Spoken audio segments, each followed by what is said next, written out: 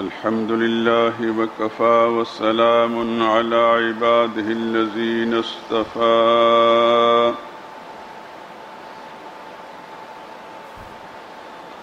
خصوصا على سيد الرسل وخاتم الأنبياء وعلى آله المجتبى وأصحابه الأتقياء. أما بعد فإن خير الحديث كتاب الله وخير الهدي هدي محمد صلى الله عليه وسلم وشر الأمور محدثاتها وكل محدثة بدعة وكل بدعة ضلالة وكل ضلالة في النار. أعوذ بالله من الشيطان الرجيم. بسم الله الرحمن الرحيم.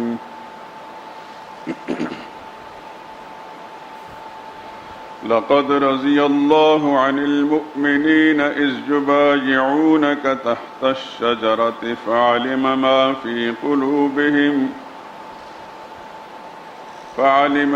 في قلوبهم فأنزل السكينة عليهم وأثابهم فتحا قريبا ومغانم كثيرة يأخذونها وكان الله عزيزا حكيما.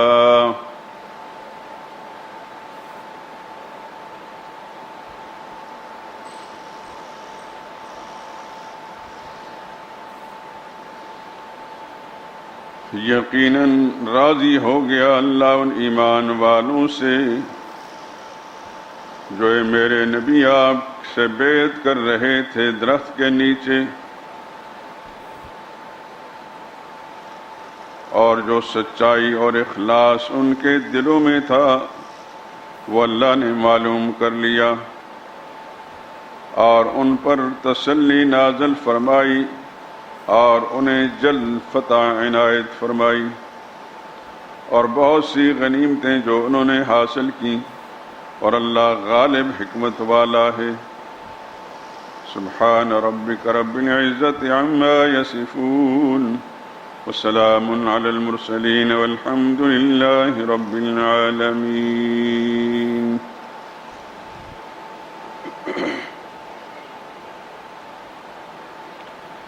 بزرگان محترم، برادران عزیز،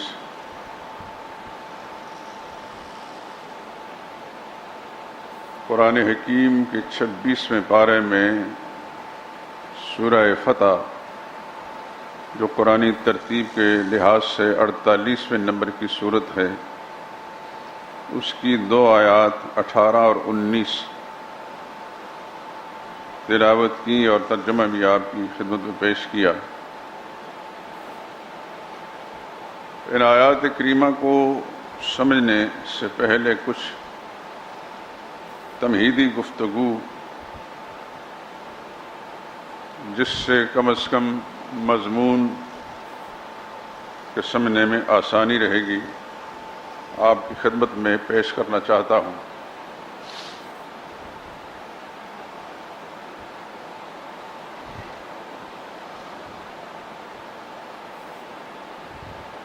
ہمارے اس ملک کی تقویم کے لحاظ سے آج اسلامی مہینے یعنی ماہ ذی الحج کی 19ویں تاریخ.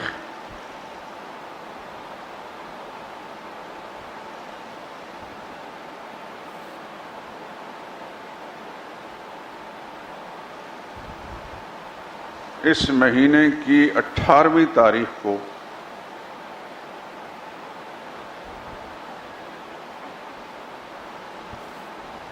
ایک واقعہ پیش آیا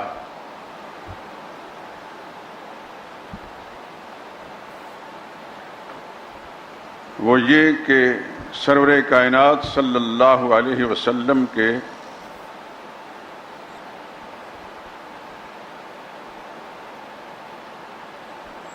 دور داماد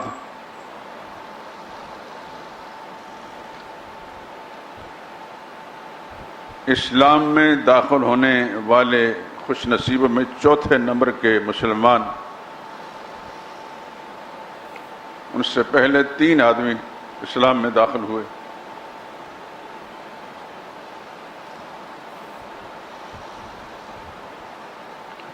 رشتے کے لحاظ سے ماں کی طرف سے بھی رسول اللہ صلی اللہ علیہ وسلم کے ساتھ 5ویں پشت میں شامل ہو جاتے ہیں، اور باپ کی طرف سے بھی۔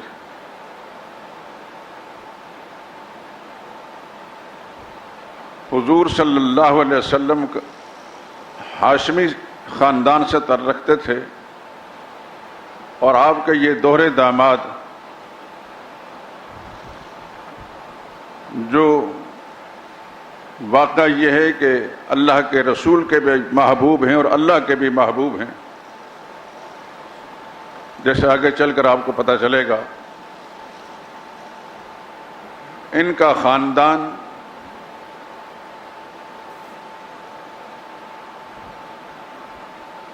قریش کے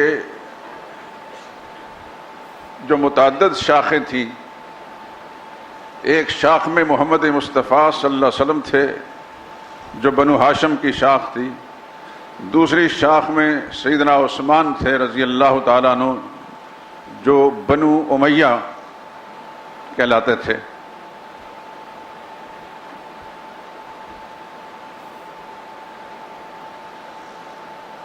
یہ بھی ایک معزز شاخ تھی، بلکہ زمانہ جاہلیت میں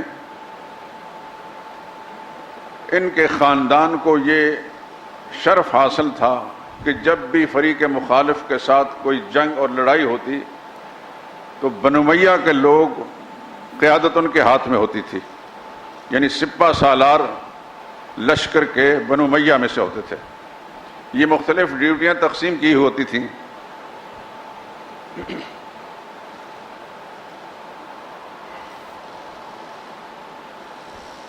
میں نے عرض کیا کہ رسول اللہ صلی اللہ علیہ وسلم کے ساتھ ان کے ایک رشتہ تو ہے کہ دوہرے داماد ہیں۔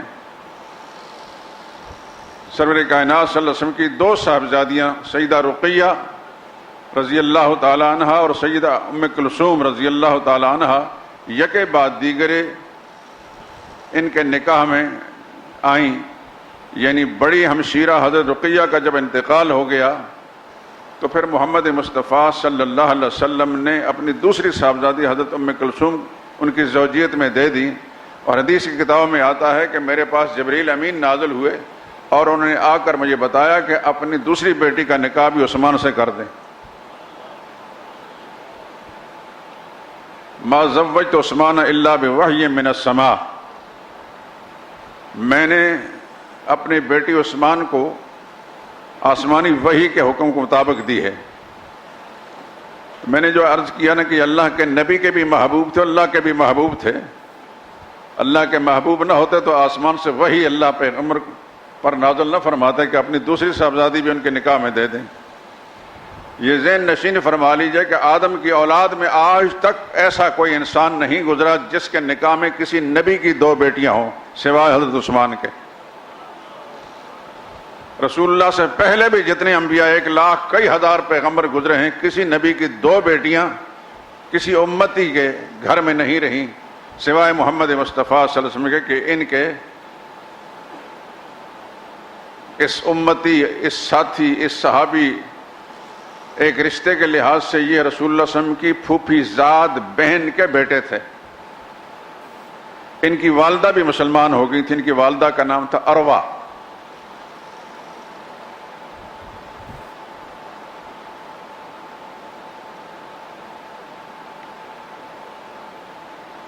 تو حضور صلی اللہ علیہ وسلم کے ساتھ کئی رشتوں میں جڑے ہوئے تھے۔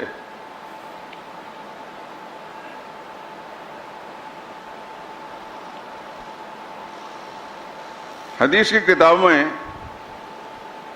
حضرت ابو موسیٰ اشعری رضی اللہ تعالیٰ عنہ فرماتے ہیں کہ میں حضور صلی اللہ علیہ وسلم کے ساتھ ایک باغ میں تھا۔ آپ جانتے ہیں کہ مدینہ طیبہ باغوں کا شہر رہا ہے، آج بھی بہت سارے باغات وہاں ہیں، باوجود کہ بہت سارے اجاڑ دیے گئے ہیں، لیکن مجھے جب بھی جانے کا موقع ملا تو میں نے قصداً ان باغات کو دیکھنے کی کوشش کی۔ اب بھی بہت سے باغ ہیں، اور دنیا میں سب سے اعلیٰ کھجور جو ہے مدینہ طیبہ کی ہے۔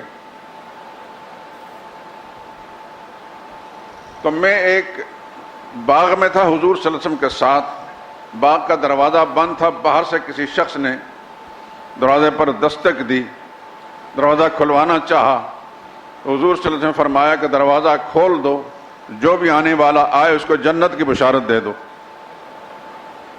میں نے جب دروازہ کھولا تو ابو بکر صدیق کھڑے تھے، میں نے ان کو حضور کے فرمان جنت کی خوشخبری سنا دی۔ انہوں نے اللہ کا شکر ادا کیا۔ پھر تھوڑی دیر کے بعد دستک ہوئی، کسی نے دروازہ کھلوانا چاہا، رسول اللہ نے فرمایا دروازہ کھول دو اور جو بھی آئے اس کو بھی جنت کی بشارت سنا دو۔ میں نے جب دروازہ کھولا تو سیدنا فاروق اعظم رضی اللہ تعالیٰ عنہ تھے۔ میں نے ان کو بشارت سنائی، انہوں نے بھی اللہ کی حمد و ثنا کی۔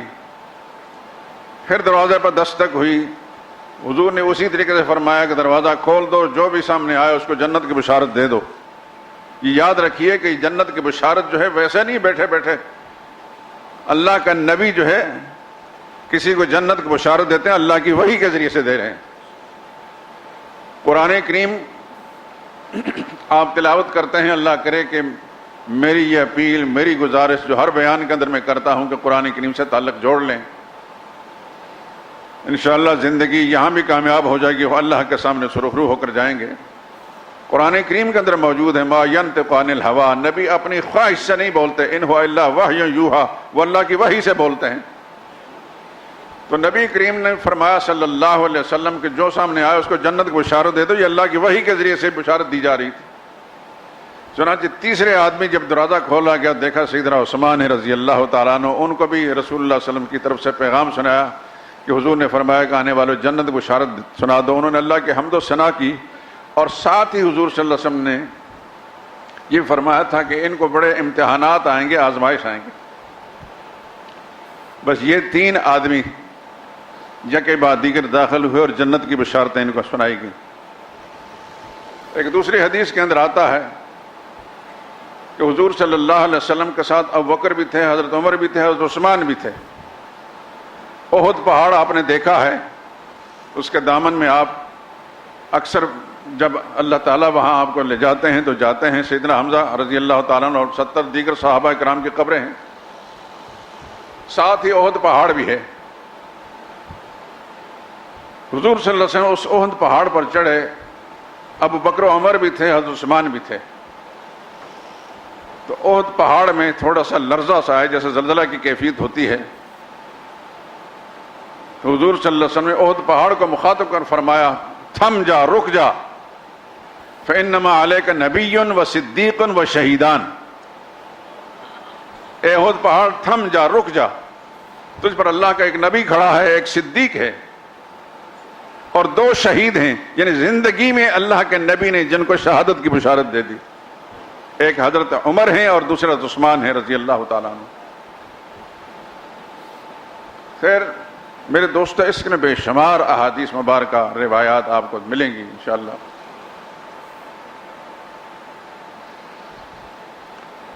دل تو بہت چاہتا ہے، لیکن آپ بھی جانتے ہیں، میں بھی جانتا ہوں، وقت کا دامن تنگ ہوتا ہے، بہت ساری اور باتیں کرنی ہوتی ہیں۔ میں نے جو آیات تلاوت کی ان کی روشنی میں چند باتیں آپ کی خدمت عرض کرنی ہیں۔ یہ تمہیدی گفتگو تھی۔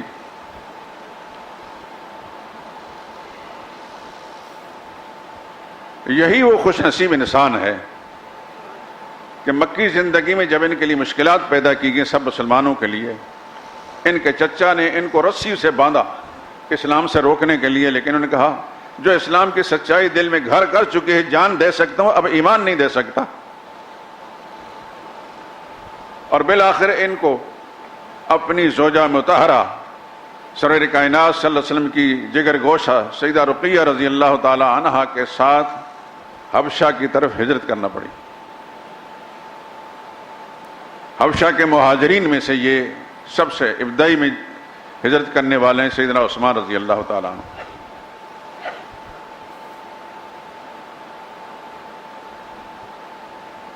اور حبشہ ہی کی زندگی میں ان کے ہاں ایک فرزند پیدا ہوا جن کا نام تھا عبداللہ بن عثمان. یہ وہ عبداللہ بن عثمان ہے جس کو یار لوگوں نے، جو کسی بھی صورت میں ایک مخصوص خاندان کے علاوہ کسی دوسرے خاندان میں اعزاز اور شرف برداشت نہیں کر سکتا، انہوں نے ایک روایت گھڑی کہ 6 سال کی عمر میں تھے عبداللہ بن عثمان، ایک بھولو پہلوان کی نسل کا ایک بڑا مرغ، اس نے چھلانگ ماری، اچھلا اور ان کی آنکھ میں ٹھونگ ماری اور وہ وفات پا گئے. یہ بات عقل میں آتی ہے؟ خدا کی کروڑ لعنتیں ہوئے اتنے جھوٹوں پر. مقصد کیا تھا کہ اگر ان کو جوان تسلیم کر لیا جائے، ان کو بڑا تسلیم کر لیتے، پھر یہ اعزاز بھی ماننا پڑے گا کہ رسول اللہ صلی اللہ علیہ وسلم کہے سیدنا حسن سیدنا حسین کے علاوہ اور بھی کوئی نواسا تھا. جس طرح حضرت علی زینبی حضور کی بڑی صاحبزادی. میری ایک گزارش ہے آپ حضرات سے، میں ایک تاریخ کا ایک طالب علم ہوں اور میرے ذہن میں عجیب طرح کے غبار اٹھتے رہتے ہیں، اور میں چاہتا ہوں کہ ہر حقیقت آپ تک پہنچا دوں. اللہ کے لیے درخواست ہے کہ آپ اس کو ذہن نشین فرمایا کریں اور اس کو یاد رکھا کریں، پھر آگے بھی پہنچائیں. رسول اللہ صلی اللہ علیہ وسلم کی کتنی صاحبزادیاں تھیں؟ 4. سب سے بڑی صاحبزادی کا نام تھا سیدہ زینب رضی اللہ تعالی عنہ. وہ کن کے نکاح میں تھی؟ سیدہ خدیجہ رضی اللہ تعالی عنہ کے بھانجے حضرت قاسم، جو ابو العاص بن ربیع کے نام سے مشہور ہیں. نام قاسم تھا، کسی نے اور لکھا ہے، قاسم مشہور ہے. اکثر میں جو عربی کا خطبہ پڑھتا ہوں اس میں قاسم کا لفظ آتا ہے، یہ انہی کا نام ہے. تو رسول اللہ صلی اللہ علیہ وسلم کی بڑی صاحبزادی کا نکاح ہوا حضرت خدیجہ کے بھانجے حضرت قاسم ابو العاص بن ربیع کے ساتھ. یہ رسول اللہ کے بڑے داماد ہیں. ان سے جو بچے پیدا ہوئے ان میں سے ایک بیٹی تھی حضرت امامہ. یہ وہ امامہ ہیں جس کو نماز کی حالت میں رسول اللہ صلی اللہ علیہ وسلم نماز کی حالت میں کندھے پر رکھتے تھے، اور جب سجدے میں جاتے تھے اتار دیتے تھے، اور جب پھر دوسرے قطعے اٹھتے تھے پھر اپنے کندھے پر اٹھا لیتے تھے. یہ رسول اللہ کی نواسی ہیں. اور ان کے بڑے بھائی تھے حضرت علی زینبی، یعنی سیدہ زینب کے بیٹے علی بن ابو العاص. یہ وہ علی ہیں جن کو رسول اللہ نے فتح مکہ کے موقع پر بیت اللہ کے اندر جو مشرکین کے بت تھے اوپر ٹکائے ہوئے تھے، انہوں نے اپنے کندھے پر ان کو سوار کیا اور انہوں نے اسے کھینچ کر نیچے پھینکا. یار لوگوں نے نام کی اشتراک کے سبب سے حضرت علی مرتضیٰ جو رسول اللہ کے داماد تھے، چچا زاد بھائی تھے، ان کو حضور کے کندھے پر چڑھا دیا. فتح مکہ کے موقع سیدنا علی رضی اللہ تعالیٰ عنہ کی عمر 28 سال کے لگ بھگ تھی، اور یہ بچے تھے 7-8 سال کے. 7-8 سال کا بچہ تو کندھے پر بالمنہ سوار کیا جاتا، 28 سال کی عمر کا جوان جو ہے نہیں سوار کیا جاتا. لیکن نام کا اشتراک کے سبب سے لوگوں کو پتہ نہیں. ہمارے مولوی پر بھی خدا کی پھٹکار یہ پڑی ہے، نہ تو اس نے تحقیق کرنی ہے، اور اگر اس کو کہیں سے معلوم بھی ہو گیا تو ان کی زبان گنگ ہو جاتی ہے، پتھر پڑ جاتے ہیں کہ سچ کہیں گے تو موت آ جائے گی.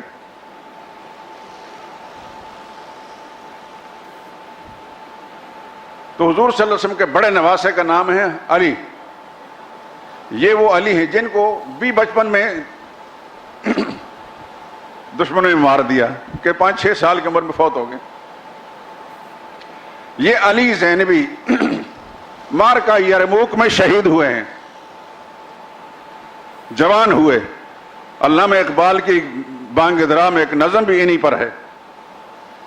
جو صاحب علم لوگ ہیں وہ اس بات کو جانتے ہیں، لیکن جو بت ہیں، بت چلتی پھرتی مطلب ہے کہ متحرک بے جان اجسام مولوی، ان کو خدا توفیق نہیں دیتا کہ سچ کہہ دیں. خیر، عرض یہ کر رہا تھا کہ بڑی صاحبزادی کے 2 بچے ہیں، حضرت امامہ اور حضرت علی. اور حضرت علی بھی جوان ہوئے اور مارکہ یرموک میں شہید ہوئے. یہ رسول اللہ کے نواسے تھے. دوسری صاحبزادی حضرت رقیہ جو حضرت عثمان کے نکاح میں تھی، حبشہ کی طرف جب ہجرت کر لی تو وہاں ان کا بچہ پیدا ہوا، اس کا نام تھا عبداللہ بن عثمان. اس کو یار لوگوں نے مرغ کی ٹھونک کے ساتھ مار دیا.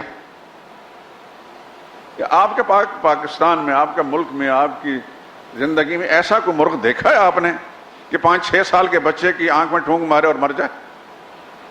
کوئی مثال ہے ایسی؟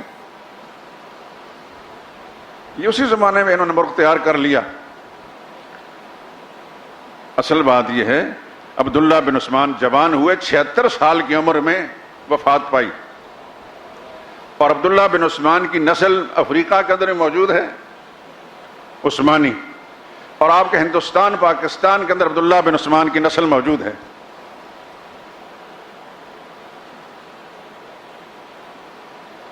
باقاعدہ اہل علم نے کتابیں اس موضوع پر لکھ دی ہیں، لیکن ہمارا ملک وہ ملک ہے جہاں کتاب کے ساتھ کوئی تعلق بھی نہیں. اب مولوی کتاب نہیں پڑھتا تو عوام الناس پہ ہم کیا گلہ کریں؟ آپ کسی کے مولوی صاحب کے گھر چلے جائیں، چند اردو کی کتابیں پڑھی ہوں گی بس.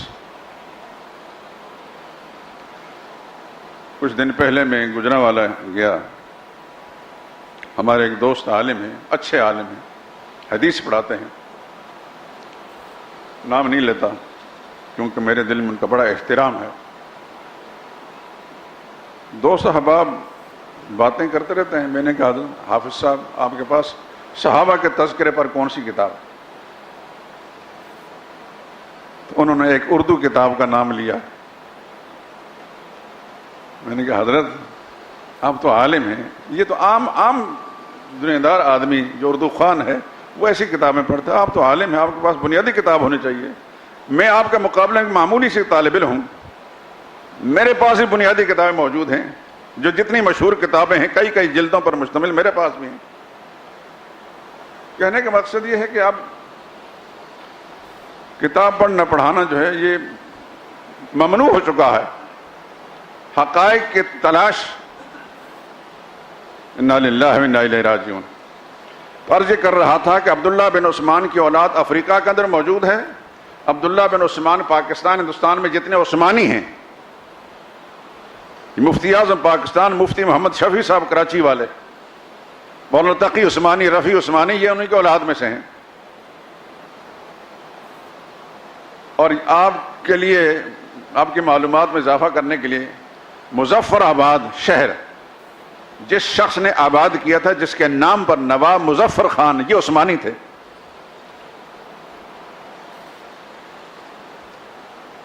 تو 6 سال کی عمر میں مرنے والا بچہ جو اس کی اسی زمانے میں مرنے کے بعد شادی بھی ہو گئی، اس کی نسل پھیل گئی دنیا میں. جھوٹ، اس قدر جھوٹ بولا گیا کہ ابلیس بھی اگر اب سامنے آئے تو ان پر لعنت بھیجے گا. تو سیدنا عثمان رضی اللہ تعالیٰ عنہ کی پہلی زوجہ مطہرہ سیدہ رقیہ جو سرور کائنات صلی اللہ علیہ وسلم کی صاحبزادی ہیں، ان سے جو بیٹے پیدا، میں نے ساری تفصیل نہیں سنانا چاہتا، میں صرف عبداللہ بن عثمان کی. ان کے انتقال کے بعد، سیدہ رقیہ کے انتقال کے بعد پھر رسول اللہ صلی اللہ علیہ وسلم کی دوسری صاحبزادی، جیسا میں عرض کر چکا ہوں، اللہ کی وحی کے ذریعے سے انہوں نے نکاح میں دی. ان دوسری صاحبزادی کی اولاد کا کوئی تذکرہ ہمیں ملتا نہیں. بعض نے کچھ لکھا ہے لیکن اس کی کوئی سند معلوم نہیں، اس وجہ سے میں اس کا تذکرہ نہیں چھیڑنا چاہتا.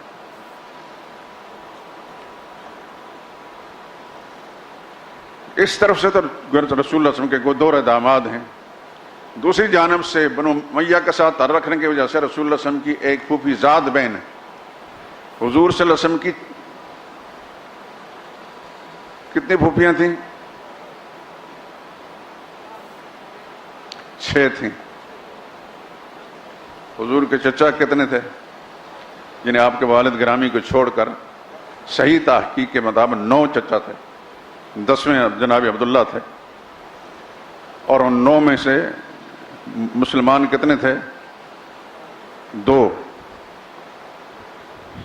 سیدنا حمزہ رضی اللہ تعالی عنہ اور سیدنا عباس رضی اللہ تعالی عنہ.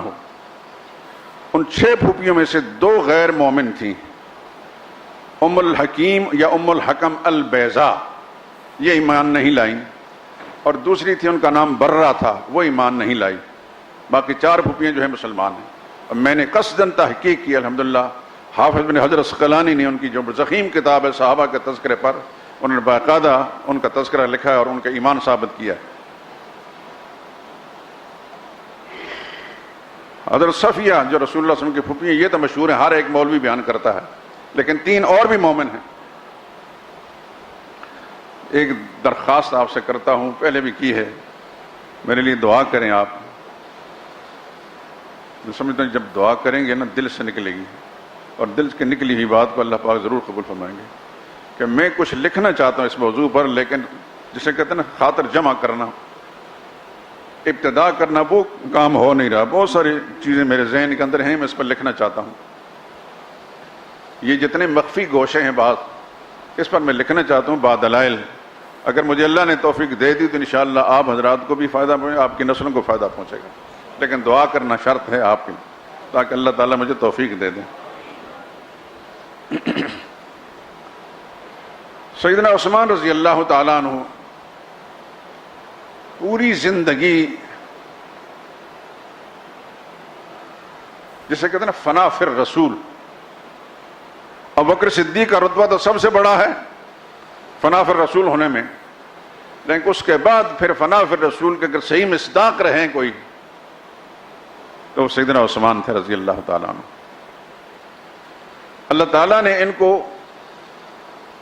یہ شرف دیا تھا کہ یہ بہت بڑے مالدار تھے، کامیاب قسم کے تاجر، اللہ ان کی تجارت میں بہت برکتیں ڈالتا تھا۔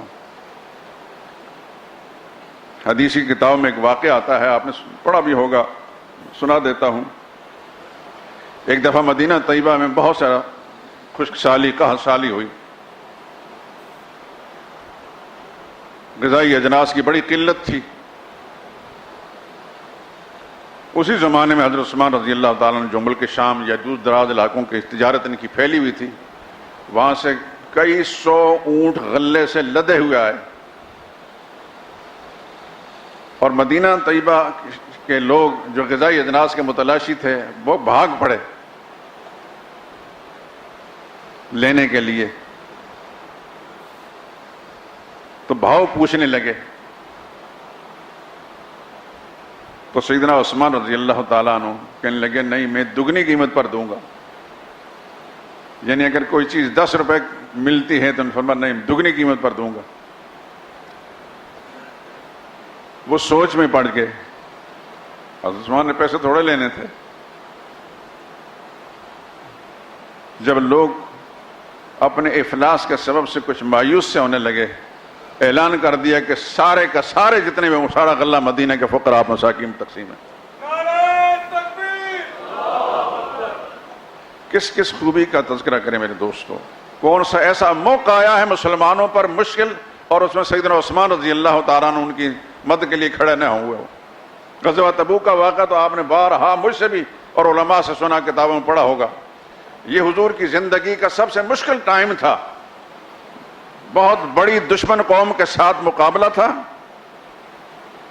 حضور کی زندگی میں سب سے بڑا لشکر غزوہ تبوک کے موقع پر تیار کی، 40,000 کا لشکر۔ لیکن صورتحال مدینہ طیبہ میں یہ تھی، گرمی کا موسم، فصلیں تیار ہیں مسلمانوں کی، اور وہی سارے سال کی امیدوں کا ایک مرکز ہیں۔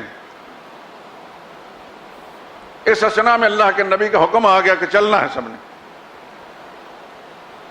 حضور نے چندے کی اپیل کی۔ وہ موقع ہے کہ ابوبکر صدیق نے سارا گھر کا اثاثہ جو کچھ بھی تھا جھاڑو دے کر حضور کی خدمت میں لا کر رکھ دیا۔ جب حضور نے پوچھا ابوبکر صدیق سے کیا چھوڑ کر آیا اپنے گھر والوں کے لیے، فرمایا خدا اس کے رسول کی محبت چھوڑ کر آیا ہوں۔ میں کہہ رہا ہوں اور آپ سن رہے ہیں۔ کہنا بھی بڑا آسان ہے اور سننا بھی بڑا آسان ہے۔ میرے دوستو ذرا سوچئے تو صحیح، آسمان کی آنکھ نے اس دھرتی پر کوئی ایسا انسان دیکھے ہیں؟ آدم کی اولاد کے اندر محمد مصطفیٰ صلی اللہ علیہ وسلم تک پہلے انبیاء میں اس قسم کو فداکار اور جانثار نہیں دیکھا گیا، اگر دیکھا ہے تو محمد مصطفیٰ صلی اللہ علیہ وسلم کے رضاکاروں میں، آپ کے فداکاروں میں دیکھا ہے، اور صدیق اکبر کی شکل میں سامنے آیا۔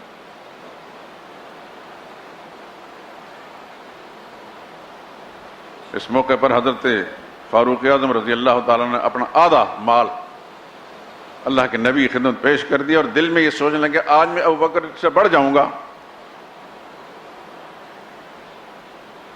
اللہ رسول کی رضا اور خوشنودی مجھے زیادہ حاصل ہو جائے گی۔ ریاکاری دکھلاوا نہیں تھا، اللہ رسول کی رضا مقصود تھی۔ تھوڑی دیر کے بعد وہ بوڑھا بزرگ آیا، سب کچھ لا کر حضور خدمت میں پیش کر دیا۔ رسول اللہ نے پوچھا تو فرمایا اللہ اس کے رسول کی محبت چھوڑ کر آیا ہوں۔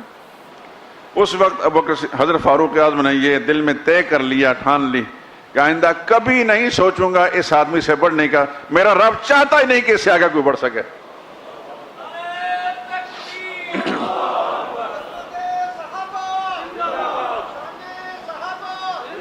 جزاکم اللہ۔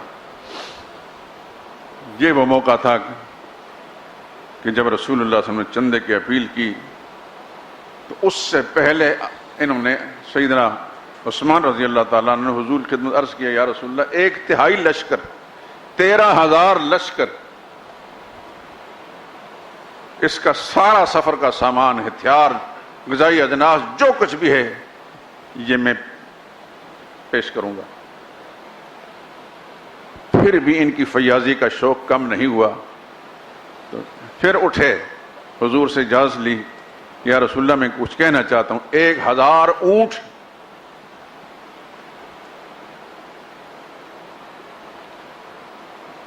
اور اسی طرح کچھ دینار نبی کریم صلی اللہ علیہ وسلم خدمت میں پیش کیے۔ مسجد نبوی تنگ تھی، اہل ایمان کی تعداد جب بڑھتی گئی تو اس کے اندر سما نہیں سکتے تھے۔ اس کے ساتھ زمین تھی، سیدنا عثمان رضی اللہ تعالیٰ عنہ نے وہ زمین خرید کر مسجد نبوی میں شامل کر دی۔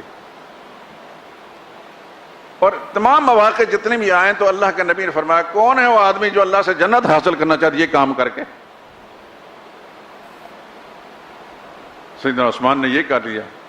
آپ جانتے ہیں اور آپ نے سنا اور پڑھا بھی ہوگا، مدینہ طیبہ میں مسلمانوں کے لیے پانی کی بڑی قلت تھی، میٹھا پانی نہیں ملتا تھا، اور ایک میٹھے پانی کا کنواں تھا ایک یہودی کے قبضے میں، اور وہ بڑا ظالم قسم کا آدمی تھا، وہ بڑا مہنگا بیچتا تھا، مسلمانوں کی مجبوری سے ناجائز فائدہ اٹھاتا، ہر آدمی خرید نہیں سکتا تھا۔ اللہ کے نبی نے فرمایا کون ہے جو اس کو خرید کر مسلمانوں وقف کر کے خدا سے جنت لے لے؟ سیدنا عثمان رضی اللہ تعالیٰ عنہ خوش انسان ہے، وہ یہودی سے خرید کر سب مسلمان پر وقف عام کر دیا۔ آج بھی وہ کنواں موجود ہے، آپ حضرات نے شاید گئے ہوں گے اس کنویں پر، میں نے تو اس کا پانی بھی پیا ہے، اندر گیا ہوں، باغ بھی دیکھا ہے، آج بھی وہ کنواں موجود ہے۔ کون سا ایسا موقع ہے زندگی میں جو رسول اللہ صلی اللہ علیہ وسلم کو بار بار کچھ نہیں؟ اس موقع پر، غزوہ تبوک کے موقع پر جو 1000 دینار لے جا کر رسول اللہ صلی اللہ علیہ وسلم کی خدمت میں پیش کیے تو حضور صلی اللہ علیہ وسلم کو دیناروں میں ہاتھ پھیر رہے تھے، الٹ پلٹ کر رہے تھے، فرمایا ما ذر علی عثمان ما عمل بعد اليوم، اے عثمان آج کے بعد جو بھی مرضی کر، تیرا کوئی عمل بھی تجھے نقصان نہیں پہنچا سکتا۔ اتنی خوبیاں اور اتنے کمالات ہیں جو شمار میں نہیں آتے، اور یہ وہ انسان ہے کہ زمانہ جاہلیت کے اندر بھی، اسلام سے پہلے بھی، مسلمان ہونے کے بعد مسلمانوں پر جو احسانات تھے وہ تو ہیں ہی، زمانہ کفر کے اندر کفار کے پر بھی ان کے احسانات تھے۔ آپ کے علم میں ہے کہ سن 6 ہجری میں حضور صلی اللہ علیہ وسلم ایک خواب کی بنا پر خواب دیکھا کہ میں خانہ کعبہ میں طواف کر رہا ہوں، صحابہ کے سامنے ذکر کیا تو صحابہ کرام کے دل میں اشتیاق پیدا ہوا، ایسا لگتا ہے کہ منشا الہی یہ ہے کہ آپ نے عمرہ کرنا ہے تو ہم آپ کے سامنے ساتھ جائیں گے۔ آپ جانتے ہیں، سنا ہے بارہا کہ نبی جب خواب دیکھتا تو نبی خواب اللہ کی وحی ہوتی ہے، یعنی اللہ کا حکم ہوتا ہے۔ حضور نے سمجھا کہ اللہ کا حکم آ گیا، لیکن ٹائم نہیں بتایا گیا تھا کہ اس سال کرنا ہے کہ اگلے سال کرنا ہے۔ چنانچہ رسول اللہ صلی اللہ علیہ وسلم تیار ہوئے تو 1500 صحابہ کرام بھی آپ کے ساتھ، حج کے تمام لوازمات لے کر چلے۔ مکہ شہر سے چند کلومیٹر کے فاصلے پر جو پرانے زمانے میں اس جگہ کا نام حدیبیہ اور آج کل اس کو شمیسی کہتے ہیں، جو چیک پوسٹ ہے، آپ حضرات جو وہاں گزرے ہیں تو وہاں ہر گاڑی رکتی ہے، تو وہاں حج عمرہ کرنے والوں کے پاسپورٹ جو ہے وہاں جا کر اسٹیمپ لگتی ہے داخلے کے لیے۔ کوئی شخص وہاں سے آگے غیر مسلم داخل نہیں ہو سکتا۔ وہاں لکھا ہوا ہے طریق المسلمین و طریق غیر المسلمین، جو غیر مسلم وہ ادھر جائیں گے، مسلمان ادھر جائیں گے۔ اس مقام پر جب پہنچے حضور صلی اللہ علیہ وسلم صحابہ سمیت، مکہ کے مشرکوں کہیں سے خبر مل گئی، انہوں نے اعلان کر دیا کہ ہم محمد کو داخل نہیں ہونے دیں گے صلی اللہ علیہ وسلم۔ دشمن تھے۔ صحابہ کرام نے آپس میں مشورہ کیا کہ ہم تو عبادت کے لیے آئے ہیں، لڑنے آئے نہیں، نہ ہتھیار لے کر آئے ہیں، ان کے پاس کوئی آدمی بھیجا جائے، کوئی پیغام دیا جائے کہ بھائی ہمیں اجازت دو۔ رسول اللہ نے پیغام بھیجا، انہوں نے کوئی جواب نہیں دیا۔ آخر مشورہ کیا کہ کوئی ایسا آدمی منتخب کیا جائے اپنے ساتھیوں میں سے کہ مشرکین بھی اس سے شرما جائیں۔ تو سب صحابہ کرام نے فیصلہ یہ کیا کہ صرف ایک انسان ایسا ہے جس کا نام عثمان ہے، کہ ان کے احسانات مکہ کے مشرکوں پر بھی ہیں، یقیناً ان کی بات نہیں ٹالیں گے۔ چنانچہ متفقہ فیصلے کے ساتھ رسول اللہ نے اپنا سفیر بنا کر ان کو بھیجا، سیدنا عثمان کو رضی اللہ تعالیٰ عنہ۔ جب وہاں گئے، انہوں نے جو ان کے پرانے احسانات ان پر تھے، انہوں نے آؤ بھگت تو ضرور کی، اور یہ بھی کہا کہ تو آپ چاہیں تو آپ طواف کر سکتے ہیں، لیکن ہمارا متفقہ فیصلہ ہے قریش کا کہ ہم نے محمد کو صلی اللہ علیہ وسلم اور باقی لوگوں کو داخل نہیں ہونے دینا، آپ چاہیں تو آپ طواف کر سکتے ہیں، کیونکہ آپ کے احسانات ہیں ہم پر بہت زیادہ، اس بات سے ہم انکار نہیں کریں گے۔ سیدنا عثمان بھی کوئی بے وفا انسان تو تھے نہیں، اخباری رپورٹر لے کر آج فلاں پارٹی میں شامل ہو گیا، جب آج فلاں پارٹی میں شامل ہو گئے، یہ سب منافق لوگ ہوتے ہیں۔ ایک پارٹی چھوڑی، چڑھتی ہوئی پارٹی کو دیکھو، اس میں جا کر شامل ہو گئے، وہاں سے جو کمزوری دیکھی پلٹ کر دوسری طرف چلے گئے۔ یہ جو پارٹیاں بدلنے والے لوگ ہیں، ان میں اور ایک طوائف میں کوئی فرق ہوتا ہے؟ وہ مفاد کی خاطر نئے سے نئے دوست بناتی ہے، لیکن محمد مصطفیٰ صلی اللہ علیہ وسلم کے ساتھی ایسے نہیں تھے۔ انہوں نے پیشکش کی کہ آپ، موقع ہے، خانہ کعبہ کو دیکھ کر کس کا دل نہیں چاہتا کہ طواف کروں، آپ طواف کر لیں۔ سیدنا عثمان کے سامنے دو راستے تھے، ایک طرف عبادت کا ذوق تھا، دوسرا رسول اللہ کا عشق تھا رضی اللہ تعالی عنہ وصلی اللہ علیہ وسلم۔ فرمانے لگے جس نے بیت اللہ کی عظمت ہمارے دل میں بٹھائی ہے، اس کے بغیر یہ کیسے ممکن ہو سکتا کہ میں اکیلا طواف کروں۔ چنانچہ اس کشمکش کے اندر کچھ ٹائم گزر گیا، اور ادھر جہاں محمد مصطفیٰ صلی اللہ علیہ وسلم اپنے ساتھیوں سمیت حدیبیہ کے مقام پر انتظار میں ہیں کہ عثمان کیا پیغام لاتے ہیں، ادھر یہ خبر مشہور ہوگی کہ عثمان کو مشرکین مکہ نے شہید کر دیا۔ یہ خبر صحیح نہیں تھی، جھوٹی خبر پھیل گئی، لیکن صحابہ اکرام میں ایک کوہرام مچ گیا اور بہت سخت اضطراب، حتیٰ کہ اس خبر کو رسول اللہ صلی اللہ علیہ وسلم نے بھی سچ مان لیا، حضور نے سچ مان لیا۔ اب جو کچھ میں پوچھوں گا آپ نے سوچ سمجھ کے جواب دینا۔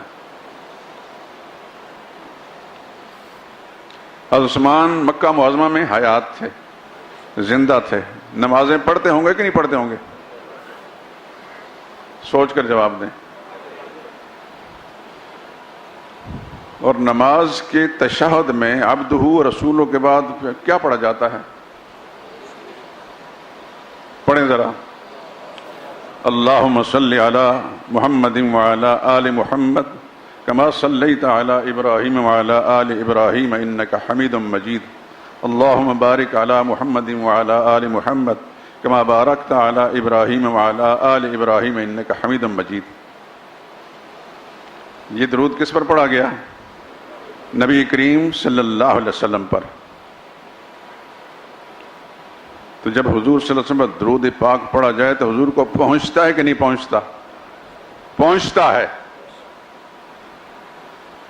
تو حضور صلی اللہ علیہ وسلم کو اگر درود پہنچا اور حضور نے اپنے کانوں سے سنا تو پھر حضور پھر اس جھوٹی خبر پر کیسے یقین کریں گے؟ بھائی عثمان تو نماز پڑھ رہے ہیں، درود پڑھ رہے ہیں، مجھ پہ پہنچ رہا ہے، میں سن رہا ہوں. دونوں باتیں سچی ہیں، درود پہنچنا بھی سچ ہے، عثمان کا درود پڑھنا بھی سچ ہے.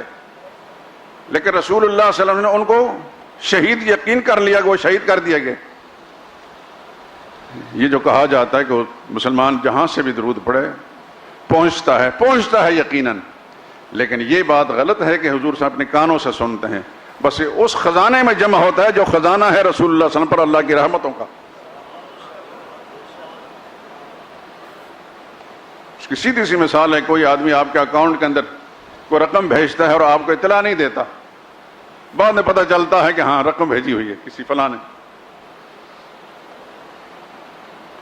یہ جو ہمارے ہاں ایک تماشا بنایا ہوا ہے کہ حضور صلی اللہ علیہ وسلم قبر مبارک پر جائیں، ایک جھوٹی روایت، اور گھڑنے والا بھی ایک شیعہ ہے، من صلی علیہ عند قبری سمیتہ. روایت کے الفاظ بھی عربی گرامر کے لحاظ سے ٹھیک نہیں، اور راوی بھی اس کا شیعہ ہے کہ جو میری قبر کے پاس پڑے گا میں سمیت ہوں، میں نے اس کو سن لیا ہے.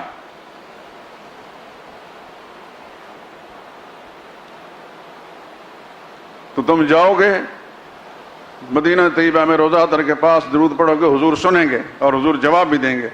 یہ سب من گڑت باتیں.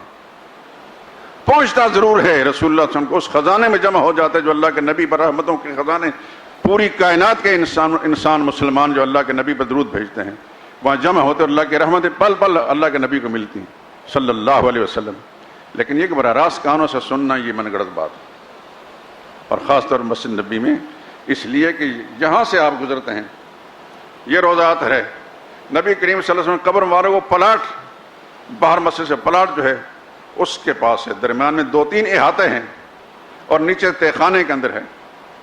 یہاں سے درود پڑھنے والا چلا کر پڑھتا ہے یا منہ میں پڑھتا ہے؟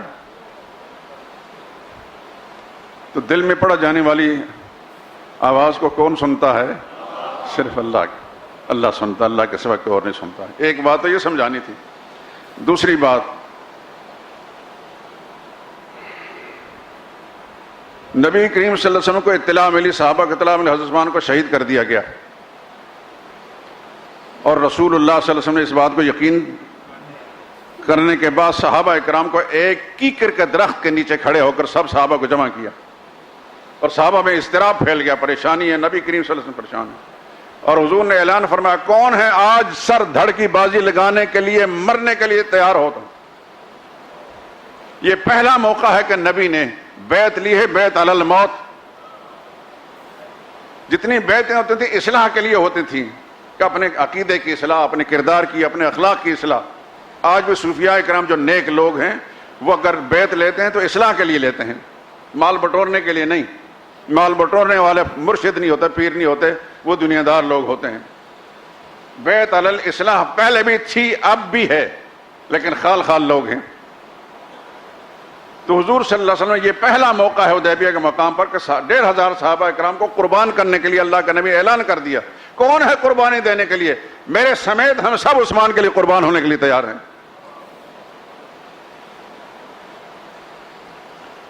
تو صحابہ اکرام پھر وہ صحابہ تھے، وہ ایک دوسرے سے آگے بڑھ کر اپنی جان نچھاور کرنے کے لیے رسول اللہ کے ہاتھ پر بیعت کر رہے تھے.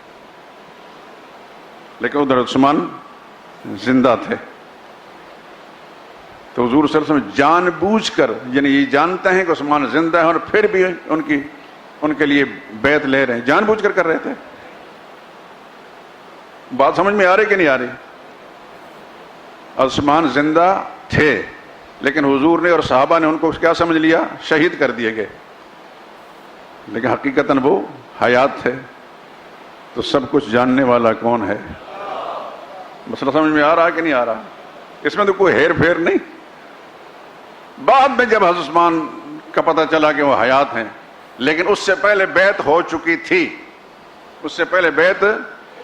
تھی، ایک چیز طرف اشارہ دیتا ہوں. حضور کو اور صحابہ کو تو یہ پتہ چل گیا کہ وہ شہید ہو گئے، مگر اللہ کو پتہ نہیں تھا کہ وہ شہید نہیں ہوئے، وہ حیات ہیں.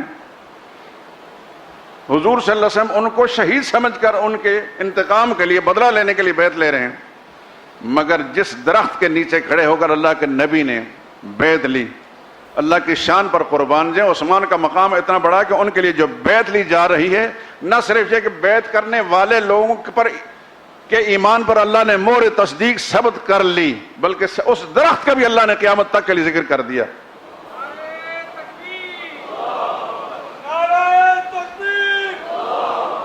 اب دیکھیے، لقد رضی اللہ عن المؤمنین. عربی گرامر جو لوگ پڑھتے ہیں نا وہ سمجھتے ہیں لقد، کلام الہی میں لقد کا لفظ قسم کے معنی میں آتا ہے. لام ابتداء میں لام زبر لا، یہ تاکید کے لیے، قد تحقیق کے لیے. دو تحقیقیں کلام الہی میں جب جب ہو جاتے ہیں قسم کے معنی ہوتے ہیں. اللہ اپنی کبریائی کی اور عظمت اور بڑائی کی قسم کھا کر فرماتے ہیں میں ان ایمان والوں سے راضی ہو گیا، میں ان ایمان والوں سے راضی ہو گیا. ان کی ایمان کی گواہی بھی اللہ دے رہے ہیں کہ یہ ایمان والے ہیں. جن کو اللہ ایمان والے قرار دے دی، دنیا میں کون ماں کا لال ہے جو ان کے ایمان کا انکار کر سکے؟ وہی کر سکتا ہے جس پر اللہ کی لعنت اور پھٹکار پڑی ہوگی.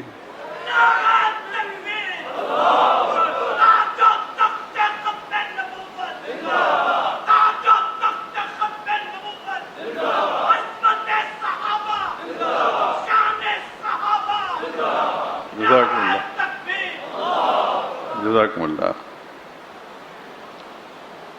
اللہ ان کے ایمان پر مہر لگا دیں کہ یہ پکے ایمان والے ہیں، اور اپنی رضا کا سرٹیفکیٹ قسم کھا کر فرمائے، میں اپنی کبریائی کی قسم کھا کر کہتے ہیں ان سب ایمان والوں سے راضی ہو گیا. اور پھر ساتھ فرماتے ہیں فَعَلِمَ مَا فِي قُلُوبِهِمْ، ان کے دلوں کے اخلاص کو میرے اللہ نے جان لیا ہے. دلوں کے حالات کو کون جانتا ہے؟ اللہ جانتا ہے. اللہ ان کی ایمان کی شہادت بھی دے رہے ہیں، ان کے دل کے اخلاص کے بارے میں اعلان کر رہے ہیں. فَعَلِمَ مَا فِي قُلُوبِهِمْ، ان کے دلوں میں جو اخلاص ہے اللہ نے وہ بھی معلوم کر لیا. اور میں عرض کیا نا کہ اللہ کو یہ حضرت عثمان اتنے پسند ہیں کہ ان کے لیے لی جانے والی بیعت جس درخت کے نیچے تھی، اللہ نے قیامت تک کے لیے اس درخت کا ذکر بھی اپنی وحی کے اندر کر دیا. آج وہ درخت موجود نہیں ہے، آج وہ درخت موجود نہیں. کیوں نہیں موجود؟ اس کی وجہ یہ ہے کہ کچھ ہی عرصہ کے بعد کچھ لوگ اس درخت کے پاس آ کر نفل پڑھنے لگے کہ اس درخت کا ذکر قرآن کریم میں آتا ہے.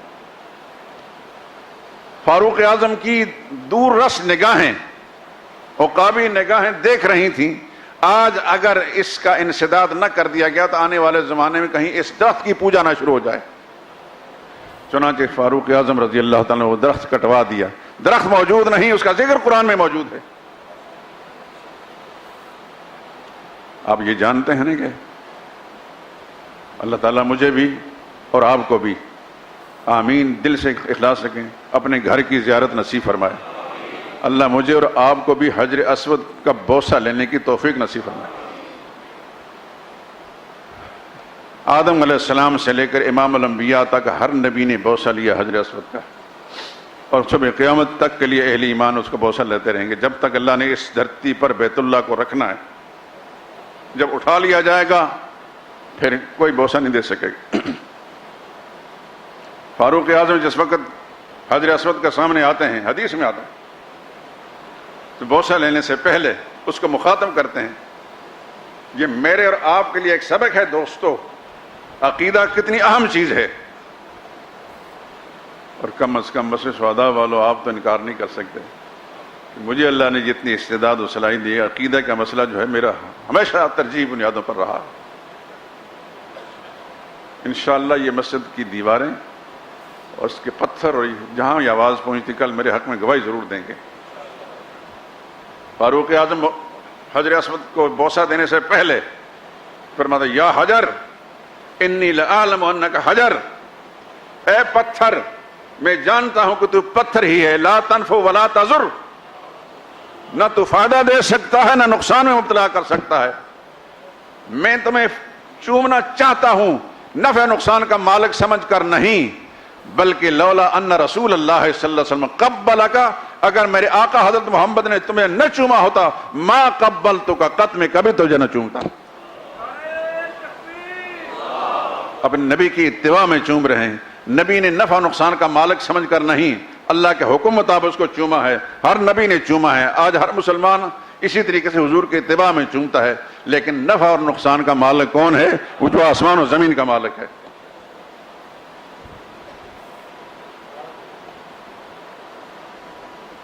بس اس دروازے کو کھول دیں۔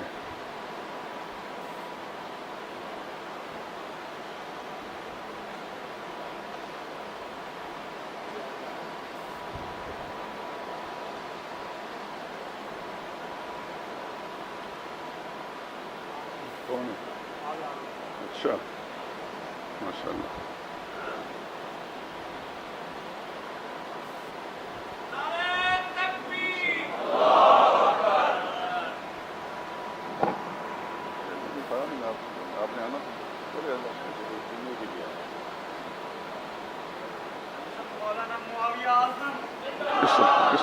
اس طرف آ جاؤ۔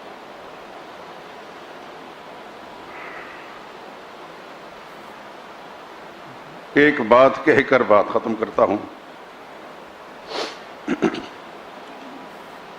سیدنا عثمان رضی اللہ تعالیٰ عنہ شہید ہوئے کہ نہیں ہوئے؟ وہاں نہیں شہید ہوئے، اس کے باوجود بھی اس خبر کو سچ سمجھ کر اللہ کے نبی نے بیعت لی، سب صحابہ کرام نے بیعت کی، اللہ کو یہ ادا اتنی پسند آئی کہ اللہ نے رضا کے سرٹیفکیٹ ان کو دے دیے۔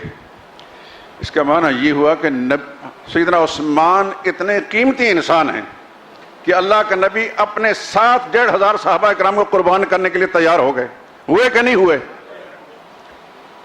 اللہ نے ان پر رضا کا اعلان بھی کر دیا۔ وہی عثمان جس کا خون اتنا قیمتی ہے کہ آج شہید نہیں ہوئے، اس کے باوجود اللہ کے نبی نے اپنے آپ سمیت 1,500 صحابہ کرام کو قربان کرنے کے لیے تیار ہو گئے، بیعت لے لی، بیعت علی الموت۔ وہی عثمان کئی برس کے بعد جب حقیقتاً شہید ہو جاتے ہیں، ہوئے کہ نہیں ہوئے؟ تو ان کے خون کا قصاص لینا، پھر اس وقت ان کا خون بیکار چلا گیا۔ اب جو شخص بھی ان کے خون کا بدلہ لینے کے لیے کھڑا ہو جائے تو پھر وہ مجرم ہے۔ آپ حضرات پڑھے لکھے ہیں، ذرا سوچیے، اللہ پاک نے عقل دی ہے۔ مجھے اس سے بحث نہیں کہ کون کیا کہتا ہے، کس کتاب میں کیا لکھی ہے اور کون صاحب کیا کہتے ہیں۔ میں نے تو اللہ سے عہد کیا ہے کہ سچائی کا ساتھ دینا ہے، کوئی راضی ہو یا ناراض۔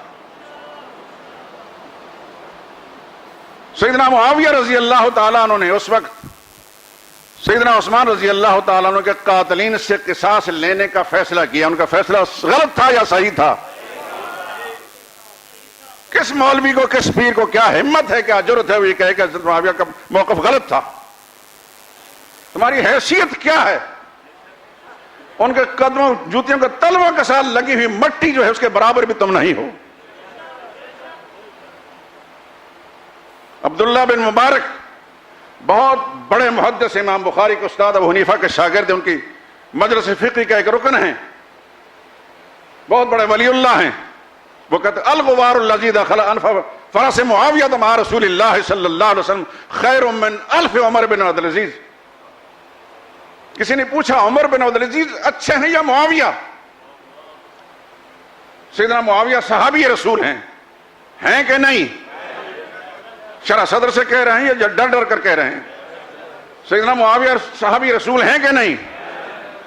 جلیل قدر صحابی ہیں، اور عمر بن عزیز بہت نیک انسان ہیں مگر صحابی نہیں، نیک خلیفہ ہیں، اللہ والے ہیں، اللہ کے ولی ہیں مگر صحابی نہیں۔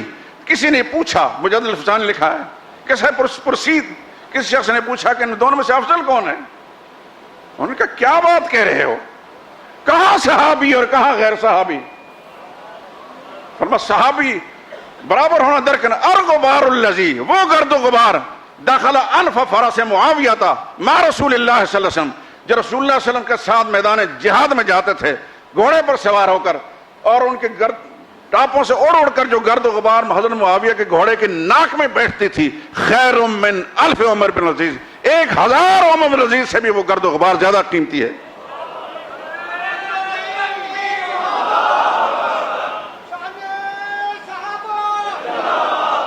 میرے دوستو، آج حضرت عثمان رضی اللہ تعالیٰ عنہ کا تذکرہ کرنے کی کیا ضرورت پڑ گئی؟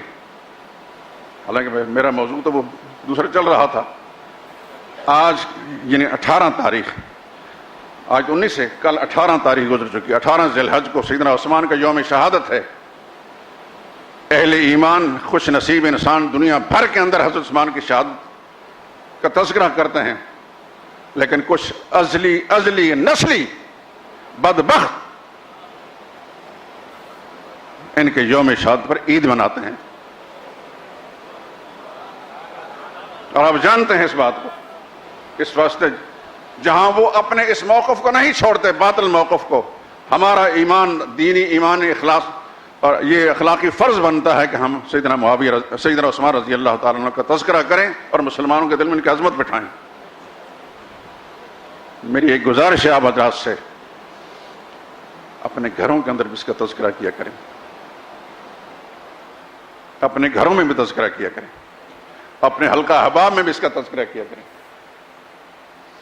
میں کئی بار کہہ چکا ہوں، یہ ہماری تقریر کی محفل نہیں ہوتی، یہ ایک درس اور واعظ کی محفل ہوتی ہے۔ میں اللہ کی توفیق سے جو اللہ پاک نے مجھے ہمت عطا فرمائی، میں ایک سبق آپ کو دیتا ہوں اور بار بار اپیل کرتا ہوں کہ اس کا ذہن نشین فرمائیں اور اپنے حلقہ احباب میں، اپنے گھروں کے اندر اس کا تذکرہ کریں۔ میں امید کرتا ہوں کہ آپ حضرات اس بات کو فراموش نہیں کریں گے۔ اگر میرے سے اتفاق کرتے ہیں تو آپ ہاتھ کھڑا کریں، اللہ جزائے خیر عطا فرمائے۔ یہاں اس وقت جو نوجوان ابھی آئے ہیں، بہت سارے حضرات نہیں جانتے ہوں گے، یہ مولانا معاویہ اعظم ہیں، مولانا اعظم طارق شہید رحمۃ اللہ تعالیٰ کے فرزند ہیں۔ جنگ سے یہ MPA منتخب ہوئے ہیں، پتہ نہیں کیسے، میرے علم میں تو تھا نہیں، ابھی تشریف لائے، دور سے مجھے کچھ اندازہ ہوا، کیونکہ اس سے پہلے کبھی ملاقات نہیں ہوئی تھی، تو ان کی تصویر کہیں اخبار میں نے دیکھی تھی تو اندازہ ہوا کہ وہی ہیں۔ بہرحال وہی ہیں، یہ پہلے آئے نہیں، ورنہ آج ان کا بیان ہوتا تو آپ حضرات مجھ سے زیادہ محظوظ ہوتے، کیونکہ ان کی تو زندگیاں ہی وقف ہیں صحابہ کرام کی عظمت کے لیے۔ اللہ تعالیٰ قبول فرمائے۔ سبحانک اللہم و بحمدک، اشہد ان لا الہ الا انت، استغفرک و اتوب الیک۔